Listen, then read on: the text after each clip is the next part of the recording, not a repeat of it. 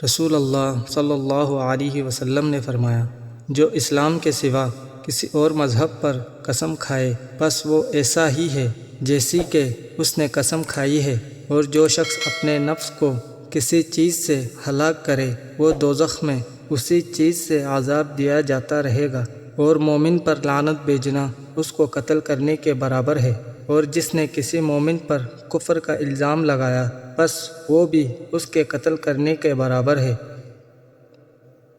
نبی کریم صلی اللہ علیہ وسلم نے فرمایا، نظر انسان کو کوئی ایسی چیز نہیں دیتی جو اس کے مقدر میں نہ ہو، البتہ اللہ تعالیٰ اس کے ذریعے بخیل سے اس کا مال نکلواتا ہے، اور اس طرح وہ چیزیں صدقہ کر دیتا ہے جس کی اس سے پہلے اس کی امید نہیں کی جا سکتی تھی۔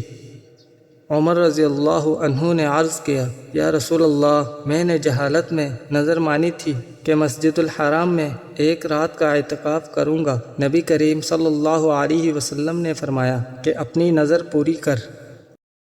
آپ حدیث سننا پسند کرتے ہیں تو ہمارے چینل کو ضرور سبسکرائب کریں اور گھنٹی کے بٹن کو آل پر سیٹ کر دیں تاکہ ہمارے تمام نئے آنے والی احادیث آپ تک بر وقت پہنچتی رہے۔ شکریہ۔